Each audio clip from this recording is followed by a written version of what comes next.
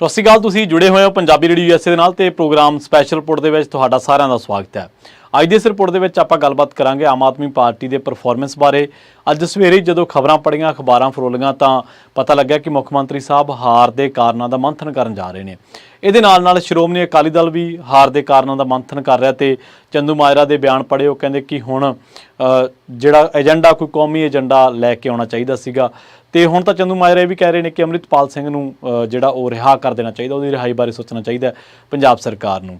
ਇਹ ਹੁਣ 4 ਤਰੀਕ ਬਾਅਦ ਕੀ ਹਿਰਦੇ ਪਰਿਵਰਤਨ ਹੋਇਆ ਇਹਨਾਂ ਦਾ? ਇਹ ਉਹੀ ਲੋਕ ਨੇ ਜਦੋਂ ਸੁਖਬੀਰ ਬਾਦਲ ਜਦੋਂ ਕਹਿੰਦੇ ਹੁੰਦੇ ਸੀਗੇ ਕਿ ਅੰਮ੍ਰਿਤਪਾਲ ਸਿੰਘ ਤਾਂ 1 ਸਾਲ ਜੇਲ੍ਹ ਕੱਟ ਕੇ ਹੀ ਜਿਹੜਾ ਉਹ ਕੁਰਸੀ ਭਾਲਦਾ, ਉਹ ਇਲੈਕਸ਼ਨ ਦੇ ਵਿੱਚ ਜਿੱਤ ਭਾਲਦਾ, ਜਦ ਕਿ ਇਸ ਤਾਂ ਬਹੁਤ ਸਾਲ ਜੇਲ੍ਹ ਕੱਟੀ ਹੈ।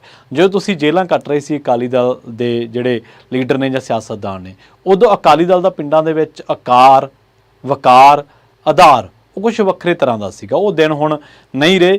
ਤੇ ਇਸੇ ਤਰ੍ਹਾਂ ਜਿਹੜੇ ਸਾਡੇ ਅੱਜ ਦੇ ਮੁੱਖ ਮੰਤਰੀ ਨੇ ਜਿਹੜੇ ਮਾਨ ਸਾਹਿਬ ਤੇ ਇਹਨਾਂ ਦੀ ਪਾਰਟੀ, ਇਹਨਾਂ ਨੇ ਵੀ 13-0 ਦਾ ਨਾਅਰਾ ਦਿੱਤਾ ਸੀ, ਪਰ ਉਹ ਏਕਾਰ ਮੂਹਰੋਂ ਕੱਟਿਆ ਗਿਆ ਤੇ 3 ਹੀ ਰਹਿ ਗਈਆਂ।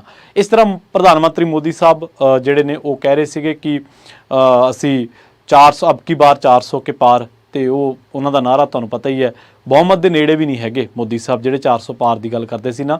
ਅੱਜ ਨਿਤਿਸ਼ ਤੇ ਨਾਇਡੂ ਦੇ ਉੱਤੇ ਡਿਪੈਂਡ ਹੋਣਾ ਪੈ ਰਿਹਾ।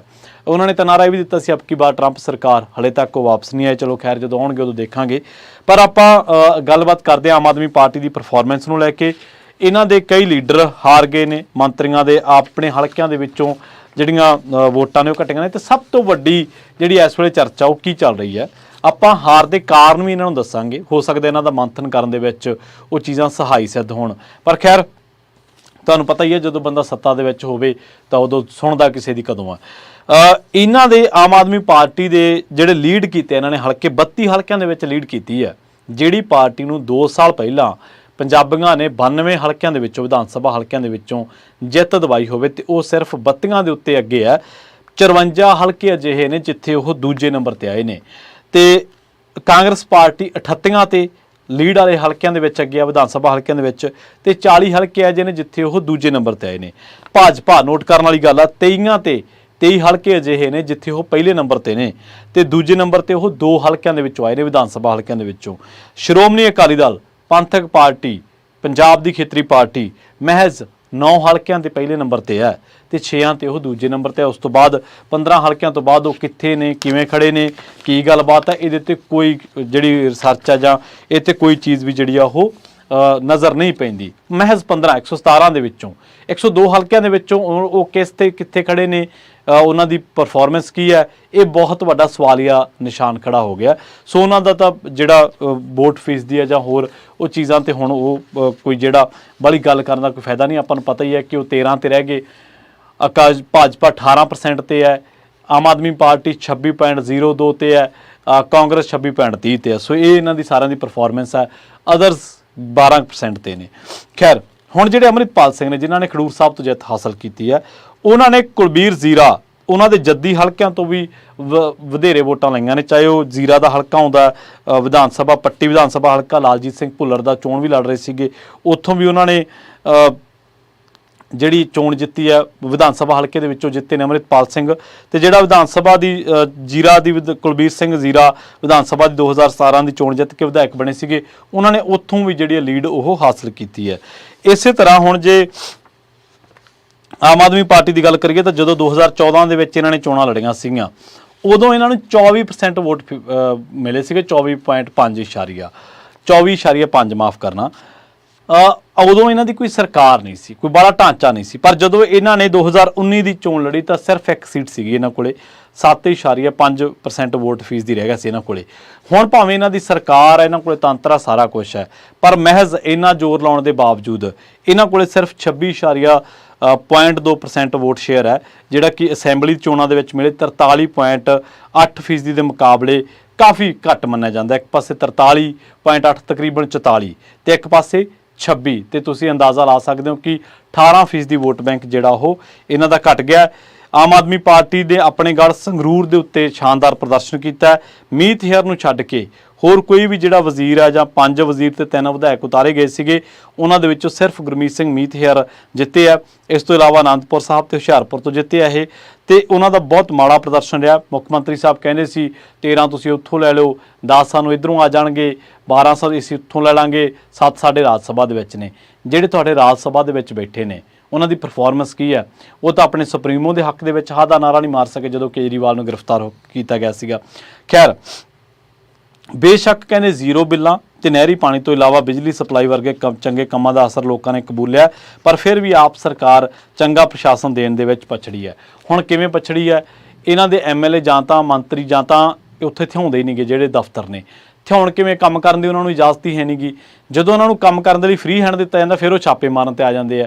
ਫਿਰ ਅਫਸਰਸ਼ਾਹੀ ਰਿਐਕਟ ਕਰਦੀ ਹੈ ਕਿ ਜੇ ਤਾਂ ਸਾਨੂੰ ਤੰਗ ਕਰ ਰਹੇ ਨੇ, ਠੱਠ ਕਰ ਰਹੇ ਨੇ ਤੇ ਇਹ ਸਾਨੂੰ ਕੰਮ ਨਹੀਂ ਕਰਨ ਦੇ ਰਹੇ। ਫਿਰ ਉਹਨਾਂ ਦੀਆਂ ਭਾਵਨਾ ਘਟਾ ਲਈਆਂ ਜਾਂਦੀਆਂ। ਦਿੱਲੀ ਦਾ ਨਜਾਇਜ਼ ਦਖਲ ਪੰਜਾਬੀਆਂ ਨੇ ਨਕਾਰ ਦਿੱਤਾ ਹੈ ਤੇ ਇਹ ਅੰਦਰੋਂ ਅੰਦਰੀ ਆਮ ਆਦਮੀ ਪਾਰਟੀ ਦੇ ਲੀਡਰ ਵੀ ਮੰਨਦੇ ਨੇ, ਮਹਿਸੂਸ ਕਰਦੇ ਨੇ, ਇਹਦੇ ਵਿੱਚ ਕੋਈ ਦੋ ਰਾਏ ਨਹੀਂ ਹੈ। ਹੁਣ ਜੇ ਗੱਲ ਕਰੀਏ ਤਾਂ ਅਗਲੀ ਜਿਹੜੀ ਇਹਨਾਂ ਦੀ ਪਰਫਾਰਮੈਂਸ ਦੀ, ਮੰਤਰੀਆਂ ਦੀ ਜੇ ਗੱਲ ਕਰੀਏ ਤਾਂ ਇਹਨਾਂ ਦੇ ਮੰਤਰੀਆਂ ਦੀ ਹਾਲਤ ਕੋਈ ਬਹੁਤੀ ਚੰਗੀ ਨਹੀਂ ਹੈ। ਇਹਨਾਂ ਦੇ ਮੰਤਰੀ ਜਿਹੜੇ ਕਿ ਵੱਖ-ਵੱਖ ਚੋਣ ਹਲਕਿਆਂ ਦੇ ਵਿੱਚੋਂ ਲੜ ਰਹੇ ਸੀਗੇ, ਵੱਖ-ਵੱਖ ਜਿਹੜੇ ਉਮੀਦਵਾਰ ਆ ਉਹਨਾਂ ਦੀ ਕੀ ਰਹੀ ਹੈ, ਤਾਂ ਕੈਬਨਿਟ ਵਜ਼ੀਰਾਂ ਦੇ ਹਲਕਿਆਂ ਦਾ ਮੁਲਾਂਕਣ ਕਰੇ ਤਾਂ ਪਤਾ ਲੱਗਦਾ ਕਿ ਬਲਜੀਤ ਕੌਰ ਦੇ ਹਲਕਾ ਮਲੋਟ ਤੋਂ ਆਮ ਆਦਮੀ ਪਾਰਟੀ ਦੂਜੇ ਨੰਬਰ ਤੇ ਹੈ। ਲੰਬੀ ਦੇ ਕੈਬਨਿਟ ਮੰਤਰੀ ਗੁਰਮੀਤ ਸਿੰਘ ਖੁੱਡੀਆਂ ਦੂਜੇ ਨੰਬਰ ਤੇ ਚਲੇ ਗਏ ਆ। ਊਰਜਾ ਮੰਤਰੀ ਹਰਭਜਨ ਸਿੰਘ ਦੇ ਹਲਕੇ ਜੰਡਿਆਲਾ ਤੋਂ ਆਪ ਪਛੜੀ ਹੈ। ਪੰਚਾਇਤ ਮੰਤਰੀ ਲਾਲ ਸਿੰਘ ਭੁੱਲਰ ਆਪਣੇ ਹਲਕੇ ਪੱਟੀ ਤੋਂ ਦੂਜੇ ਨੰਬਰ ਤੇ, ਆਪਣੀ ਵਿਧਾਨ ਸਭਾ ਦੇ ਵਿੱਚ ਵੀ ਪਹਿਲੇ ਨੰਬਰ ਤੇ ਨਹੀਂ ਆ ਸਕੇ। ਹਲਕਾ ਭੋਆ ਦੇ ਵਿੱਚ ਆਪ ਤੀਜੇ ਨੰਬਰ ਤੇ ਰਹੀ ਹੈ। ਮਾਲ ਮੰਤਰੀ ਬ੍ਰਹਮ ਸ਼ੰਕਰ ਜਿੰਪਾ ਦੇ ਹਲਕਾ ਹੁਸ਼ਿਆਰਪੁਰ ਹੈ ਜਿੱਥੋਂ ਆਪ ਪਛੜੀ ਹੈ, ਤੇ ਕੈਬਨਿਟ ਮੰਤਰੀ ਅਨਮੋਲ ਗਗਨ ਮਾਨ ਦੇ ਹਲਕਾ ਖਰੜ ਤੋਂ ਵੀ ਆਮ ਆਦਮੀ ਪਾਰਟੀ ਦੂਜੇ ਨੰਬਰ ਤੇ ਹੈ। ਆਪ ਨੂੰ ਸੰਸਦੀ ਹਲਕਾ ਸੰਗਰੂਰ ਦੇ ਵਿੱਚ 9 ਤੋਂ 8, ਆਨੰਦਪੁਰ ਸਾਹਿਬ ਦੇ ਵਿੱਚ 5 ਹਲਕਿਆਂ, ਹੁਸ਼ਿਆਰਪੁਰ ਦੇ 4 ਹਲਕਿਆਂ, ਪਟਿਆਲਾ ਦੇ 4 ਤੇ ਬਠਿੰਡਾ ਸੰਸਦੀ ਸੀਟ ਦੇ 3 ਹਲਕਿਆਂ, ਮਾਨਸਾ, ਸਰਦੂਲਗੜ੍ਹ ਤੇ ਮੌੜ ਤੋਂ ਲੀਡ ਮਿਲੀ ਹੈ। ਕਹਿੰਦੇ ਕਿ ਜੇਕਰ ਡਾਕਟਰ ਬਲਬੀਰ ਉਹ ਭਾਵੇਂ ਉਹਨਾਂ ਨੂੰ ਹਰਾ ਦਿੱਤਾ ਹੈ ਪਟਿਆਲਾ ਤੋਂ ਹੀ ਆਮ ਆਦਮੀ ਡਾਕਟਰ ਗਾਂਧੀ ਨੇ, ਪਰ ਕਹਿੰਦੇ ਕਿ ਗਾਂਧੀ ਕੋਲੋਂ ਉਹ 14,841 ਵੋਟਾਂ ਦੇ ਫਰਕ ਦੇ ਨਾਲ ਹਾਰੇ ਆ, ਪਰ ਪਟਿਆਲਾ ਸੰਸਦੀ ਸੀਟ ਵਿਚਲੇ ਸਾਰੇ 9 ਵਿਧਾਨ ਸਭਾ ਹਲਕਿਆਂ ਦੇ ਵਿੱਚ ਆਪ ਦੇ ਵਿਧਾਇਕ ਹੋਣ ਦੇ ਬਾਵਜੂਦ ਉਹ 5 ਵਿਧਾਨ ਸਭਾਈ ਹਲਕਿਆਂ ਦੇ ਵਿੱਚੋਂ ਹਾਰ ਗਏ ਨੇ। ਉਹ ਵੀ ਮੰਤਰੀ ਸੀਗੇ। ਜੇਕਰ ਅਜਿਹਾ ਨਾ ਹੁੰਦਾ ਤਾਂ ਉਹ ਵੀ ਸ਼ਾਇਦ ਐਮਪੀ ਬਣ ਜਾਂਦੇ, ਪਰ ਐਮਪੀ ਬਣਨਾ ਕੋਈ ਇਹ ਤਾਂ ਹੈ ਨਹੀਂਗਾ ਕਿ ਘਰੋਂ ਕਿਸੇ ਦਾ ਜੀ ਕੀਤਾ ਤੇ ਉਹ ਐਮਪੀ ਬਣ ਗਿਆ ਤੇ ਉਸ ਤੋਂ ਬਾਅਦ ਲੋਕਾਂ ਨੇ ਕੋਈ ਪੁੱਛਣਾ ਦੱਸਣਾ ਨਹੀਂ ਹੈ। ਐਮਪੀ ਬਣਨ ਦੇ ਲਈ ਲੋਕਾਂ ਦੇ ਵਿੱਚ ਵਿਚਰਨਾ ਪੈਂਦਾ, ਲੋਕਾਂ ਦੇ ਮਨ ਜਿੱਤਣੇ ਪੈਂਦੇ ਆ ਤੇ ਲੋਕਾਂ ਦੀ ਗੱਲ ਕਰਨੀ ਪੈਂਦੀ ਹੈ। ਹੁਣ ਜਿਹੜੇ ਇਹਨਾਂ ਦੇ ਹਾਰ ਦੇ ਸਭ ਤੋਂ ਵੱਡੇ ਕਾਰਨ ਮੰਨੇ ਜਾ ਰਹੇ ਆ ਉਹ ਇਹ ਹੈ ਕਿ ਪਿੰਡਾਂ ਦੇ ਵਿੱਚੋਂ ਸਰਕਾਰ ਚਲਾਉਣ ਦੇ ਦਾਅਵੇ ਕਰਦੇ ਸੀ ਪਰ ਸਰਕਾਰ ਕਿਤੇ ਲੱਭੀ ਨਹੀਂ। ਇਸ ਤੋਂ ਇਲਾਵਾ ਹੱਦੋਂ ਵੱਧ ਵੀਆਈਪੀ ਕਲਚਰ, ਖੁਦ ਦੂਜਿਆਂ ਨੂੰ ਕਹਿਣਾ ਕਿ ਜੇਕਰ ਇੰਨਾ ਡਰ ਲੱਗਦਾ ਤੇ ਕੋਈ ਹੋਰ ਕੰਮ ਕਰ ਲਓ, ਪਰ ਆਪ ਉਸ ਤੋਂ ਵੀ ਵੱਧ ਗੱਡੀਆਂ ਤੇ ਉਸ ਤੋਂ ਵੀ ਵੱਧ ਲਾਮ ਲਸ਼ਕਰ। ਇਸ ਤੋਂ ਇਲਾਵਾ ਜੇ ਗੱਲ ਕਰੀਏ ਤਾਂ ਮੰਤਰੀਆਂ ਤੇ ਵਿਧਾਇਕਾਂ ਕੋਲੇ ਫ੍ਰੀ ਹੈਂਡ ਦਾ ਨਾ ਹੋਣਾ, ਕਿਉਂਕਿ ਉਹਨਾਂ ਦਾ ਦਿੱਲੀ ਦੇ ਵਿੱਚ ਉਹਨਾਂ ਦੇ ਕੰਮਾਂ ਦੇ ਵਿੱਚ ਦਿੱਲੀ ਦਾ ਇੰਟਰਫੇਰੈਂਸ ਬਹੁਤ ਜ਼ਿਆਦਾ ਹੈ। ਮੰਤਰੀਆਂ ਨੂੰ ਚੋਣ ਪਿੜ ਦੇ ਵਿੱਚ ਉਤਾਰਨਾ, ਇਹ ਮੰਨ ਕੇ ਚੱਲਣਾ ਕਿ ਸ਼ਾਇਦ ਜੇ ਮੰਤਰੀ ਨਾ ਉਤਰੇ ਤਾਂ ਦੂਜਿਆਂ ਨੂੰ ਜਿਹੜੀ ਆ ਉਹ ਲੀਡ ਜਾਂ ਉਹਨਾਂ ਨੂੰ ਜਿੱਤ ਹਾਸਲ ਕਰਨੀ ਔਖੀ ਹੋਊਗੀ। ਇਸ ਕਰਕੇ ਵੱਡੇ ਚਿਹਰਿਆਂ ਤੇ ਡਿਪੈਂਡ ਹੋ ਜਾਣਾ। ਭ੍ਰਿਸ਼ਟਾਚਾਰ ਦੇ ਮਾਮਲੇ 'ਚ ਦੋਗਲਾ ਸਟੈਂਡ, ਇੱਥੇ ਕੁਝ ਹੋਰ ਕਹਿਣਾ ਤੇ ਜਦੋਂ ਦਿੱਲੀ ਦੇ ਵਿੱਚ ਆਪਣੇ ਉੱਤੇ ਹੀ ਦੋਸ਼ ਲੱਗਣੇ। ਮਿਸਾਲ ਦੇ ਤੌਰ ਤੇ ਸੁਖਪਾਲ ਸਿੰਘ ਖਹਿਰਾ ਇੱਥੇ ਪੋਲੀਟੀਕਲ ਵੈਂਡੇਟਾ ਕਰਨ, ਜਦੋਂ ਖਹਿਰਾ ਨੂੰ ਜ਼ਮਾਨਤ ਮਿਲਦੀ ਹੈ ਤੇ ਰਾਤ ਨੂੰ 2 ਵਜੇ ਉਹਨਾਂ ਦੇ ਉੱਪਰ ਹੋਰ ਕੇਸ ਦਰਜ ਕਰਨਾ, ਪਰ ਜਦੋਂ ਦਿੱਲੀ ਦੇ ਵਿੱਚ ਆਮ ਆਦਮੀ ਪਾਰਟੀ ਦੇ ਲੀਡਰਾਂ ਨੂੰ ਘੇਰਾ ਪੈਂਦਾ ਤੇ ਉਦੋਂ ਆਪਣੇ ਆਪ ਨੂੰ ਵਿਕਟਮ ਪੇਸ਼ ਕਰਨਾ।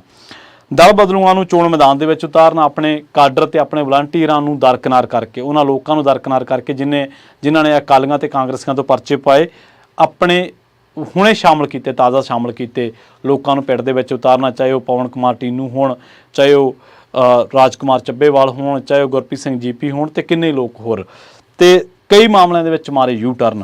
ਕਹਿੰਦੇ ਕਿ ਸਰਕਾਰ ਨੂੰ ਕਈ ਮਾਮਲਿਆਂ ਦੇ ਵਿੱਚ ਸਪਸ਼ਟਤਾ ਨਹੀਂ ਸੀ, ਇਸ ਕਰਕੇ ਯੂ ਟਰਨ ਵੀ ਉਹਨਾਂ ਨੂੰ ਜਿਹੜਾ ਉਹ ਉਹਨਾਂ ਦਾ ਡੈਮੇਜ ਕਰਕੇ ਜਿਹੜਾ ਕਿ ਬਾਅਦ ਦੇ ਵਿੱਚ ਕੰਟਰੋਲ ਨਹੀਂ ਹੋਇਆ। ਸੋ ਹੁਣ ਇਹ ਮੰਥਨ ਕਰ ਰਹੇ ਨੇ, ਇੱਕ ਪਾਸੇ ਮੋਦੀ ਸਾਹਿਬ ਮੰਥਨ ਕਰ ਰਹੇ ਨੇ ਕਿ ਘਾਟ ਕਿੱਥੇ ਰਹਿ ਗਈ, ਇੱਕ ਪਾਸੇ ਮਾਨ ਸਾਹਿਬ ਮੰਥਨ ਕਰ ਰਹੇ ਨੇ, ਇੱਕ ਪਾਸੇ ਅਕਾਲੀ ਦਲ ਮੰਥਨ ਕਰ ਰਿਹਾ, ਪਰ ਅਸਲ ਦੇ ਵਿੱਚ ਘਾਟ ਸਭ ਤੋਂ ਵੱਡੀ ਉਦੋਂ ਆ ਜਦੋਂ ਤੁਸੀਂ ਲੋਕਾਂ ਨੂੰ ਟਿੱਚ ਕਰਕੇ ਜਾਣਦੇ ਹੋ, ਜਦੋਂ ਤੁਸੀਂ ਆਪਣੀਆਂ ਗੱਲਾਂ ਤੋਂ ਕਈਆਂ ਤੋਂ ਫਿਰ ਜਾਂਦੇ ਹੋ, ਜਦੋਂ ਤੁਸੀਂ ਲੋਕਾਂ ਨੂੰ ਇਹ ਮੰਨ ਕੇ ਨਹੀਂ ਚੱਲਦੇ ਕਿ ਸਾਡੇ ਵੋਟਰ ਨੇ ਤੇ ਇਹਨਾਂ ਨਾਲ ਚੰਗਾ ਵਤੀਰਾ ਹੋਣਾ ਚਾਹੀਦਾ, ਜਦੋਂ ਤੁਸੀਂ ਮਰਿਆਦਾ ਦਾ ਪਾਠ ਪੜ੍ਹਾਉਂਦੇ ਖੁਦ ਵਿਧਾਨ ਸਭਾ ਦੇ ਵਿੱਚ ਵਿਰੋਧੀਆਂ ਨੂੰ ਟਿਚਰਾਂ ਕਰਦੇ ਆ, ਉਹਨਾਂ ਦਾ ਮਜ਼ਾਕ ਉਡਾਉਣੇ ਆ, ਜਿਹੜਾ ਤੁਹਾਡੇ ਅਹੁਦੇ ਦੀ ਮਰਿਆਦਾ ਨੂੰ, ਤੁਹਾਡੀ ਕੁਰਸੀ ਨੂੰ ਸ਼ੋਭਾ ਨਹੀਂ ਦਿੰਦਾ। ਆਪਾਂ ਕਹਿੰਦੇ ਨੇ ਕਿ ਮੁੱਖ ਮੰਤਰੀ ਸਾਹਿਬ ਨੂੰ ਸਤਿਕਾਰ ਸ਼ਬਦਾਂ ਦੇ ਨਾਲ ਸੰਬੋਧਨ ਹੋਣਾ ਚਾਹੀਦਾ ਹੈ।